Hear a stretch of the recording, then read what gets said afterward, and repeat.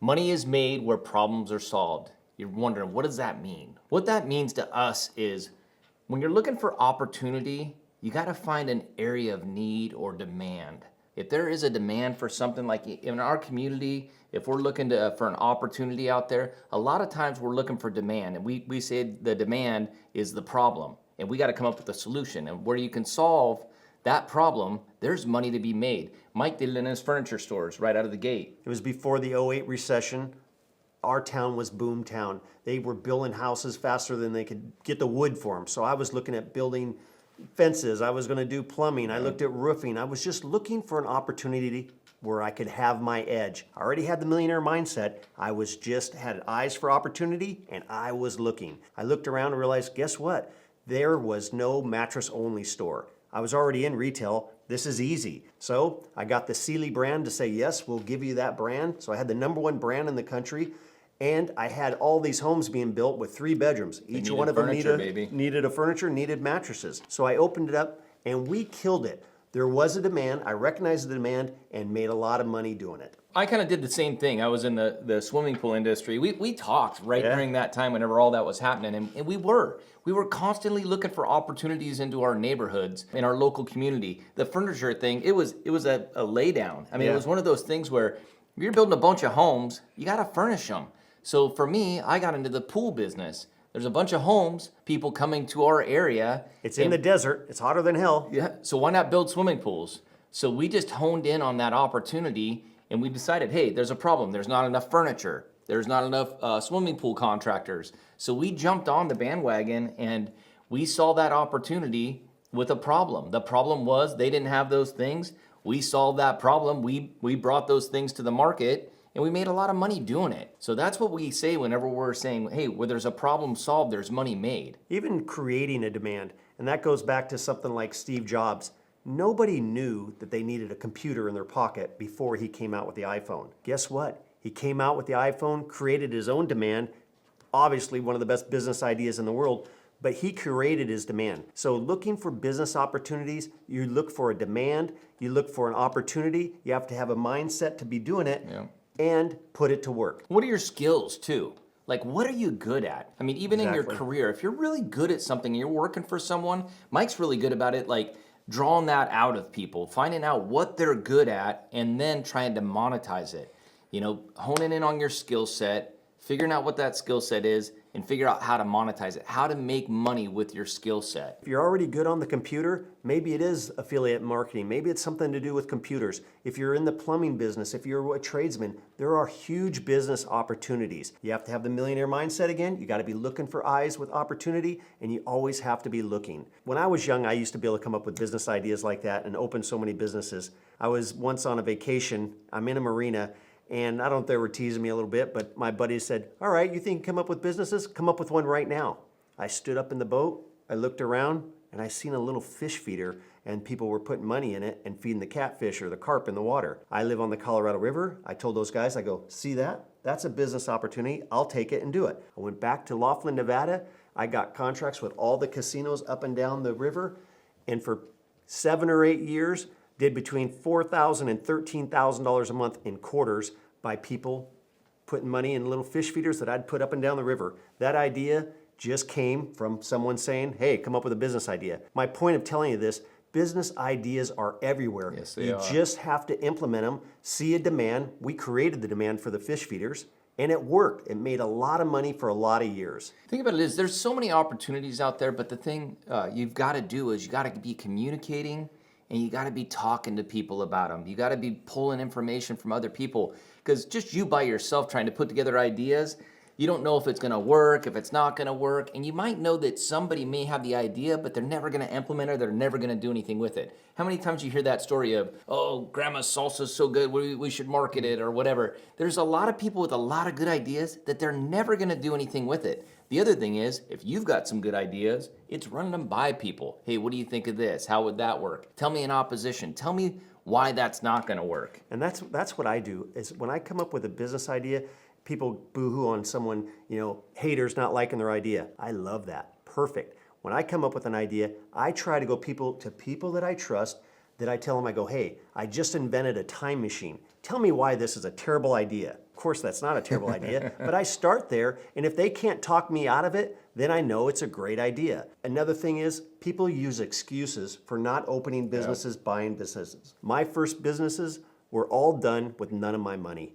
When I tell you about my video stores, 19 years old, opened my first video store, made a lot of mistakes along the way, turned it into a chain of video stores, but I did it with none of my own money. Also, when I opened my laundromat, same thing. My wash machine had broken down, took a vow not to fix my wash machine until I owned a laundromat, and I did not fix that wash machine until I owned a laundromat. I opened it with $0 of my own. I put together a business plan after I realized the demand in our area, and I wanted to practice my pitch for this business idea. So I went to my dad, totally just pitching him on my idea of pitching some of the people in town that I knew had money. Just to see if he'd give you pushback or he'd tell you. And so when I pitched him the idea, I'd already done all my research. He just told me, he goes, I'll take half of it. All right, I was not expecting that. I went to my brother and I said, hey, let me pitch you an idea. This is what I'm gonna be doing, going to the rich people around town. When I got done pitching him, he said, I'll take the other half. And I had no intentions on them being my partners. So I opened up that laundromat with none of my own money and turned it into a chain of laundromats. I expanded into all the apartment complexes around. I expanded into all the RV parks around, and then sold that company years later. The thing about it is, it's like the point of that is, like I think about some of the things that we're doing today, and it's not gonna relate to someone, like yourself, but it is, you start small. You know what I mean? You start small. You talk about your laundromats and how you started with the laundromat thing and no money out of pocket. And everybody thinks, oh, well, I can't do it because of money. Money's not the issue. You find the idea, you communicate with people, you network with people, the money will come. If the idea is good, the money will come. And so we were doing small things like that when we were first getting started. And then today, we've got Houston Motorsports where we've got 5 different motorsports locations. Would have never guessed that we were going to be able to do that. No. Whenever you're buying laundromats, I'm delivering bread or building swimming pools or doing those, the smaller business things that we were doing, but we were honing our skills. Absolutely. And then when the bigger opportunities came, that's how we were able to scale. So never think that you don't have the money to do it. If you can find a problem within your community and you can solve that problem, there's an opportunity for money to get made. And there's another story that goes with that Houston Motorsports. The partner that we have, Philip Orange, that runs that company and is our partner there, he has a childhood friend who's in the specialty service business, which in Texas is in the oil industry. He comes to us with a business idea, a team of people behind him, contacts in the industry, presents a business idea to us. We love the idea. He has 0 money to put in, but he has the skill, he has the contacts, he has the millionaire mindset, he has the endorsement of another partner. So guess what? We put that business together with him. We're probably 3 months into it as of right now today. We're projected to do probably $30 million in 2024. Guess how much money our partner has into it? 0. He had no money to put into it, but he came to us prepared with an endorsement, a great business idea, a great business plan, and so that's how he got into business with no money down. So it's so possible. Never use the excuse that you don't have the money to open a business. If you don't have enough money to open a business, it means the idea isn't good enough. And there's opportunities everywhere and there's money everywhere.